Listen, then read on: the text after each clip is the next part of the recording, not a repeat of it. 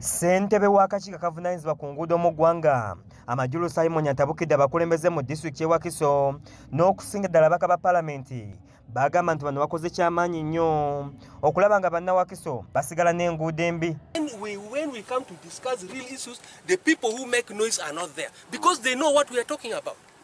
They know we are going to fix them on their own fist, waste mat. Like even this is very simple one. 3 billion or 5 billion is not a lot of money.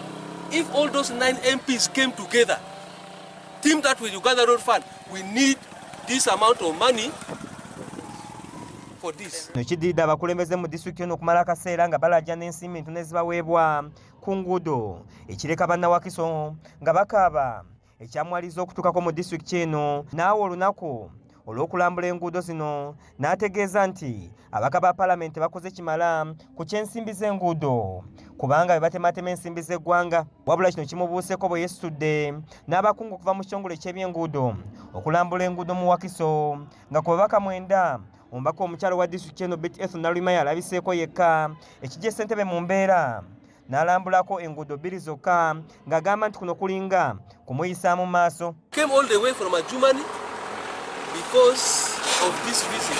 Now all of you people have signed it. And if I talk, if legally they only recognize DRC member here is the cow. All of you are strangers. Ssentebe Amujulu agamba nti ababaka ba paalamenti bavunaanyizibwa butereevu okulambula ebitundu byabwe bye bakulembera wabula nga kiruma okulaba ng'omubaka omu yekka Nalima yavuddeyo mu kulumirirwa enguudo bannawakiso ze balina kyagamba nti nabo nga bavunaanyizibwa ku nguudo boolekedde Wakiso okugivaako. We are discussing with who? Chairman. Where is the chairman of the DRC? The chairman of the DRC? No. The chairman of the DRC is not even the LC5 chairman. Make a lot of noise, you go to the press and so on, only spreading rumors.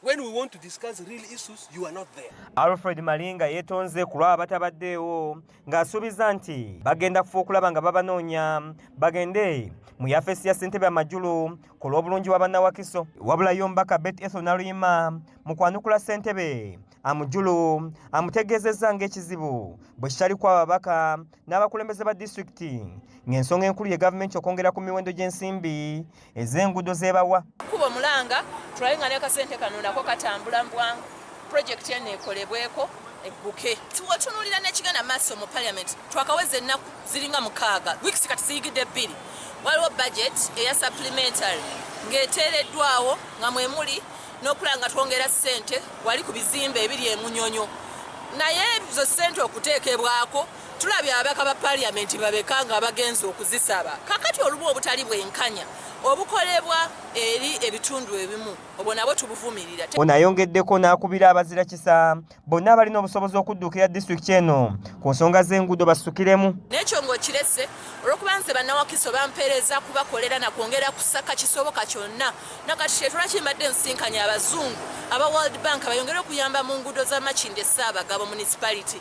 Oli ne bwannaŋŋamba nti waliwo ekyetaagisa Nalima njogerere Wakiso ngenda mu ofiisi ye ngenda kutambula Wakiso babeere nga basanyufu. Kiza Peter yakusakidde eggulye lino ku lwa KSTV agaleero.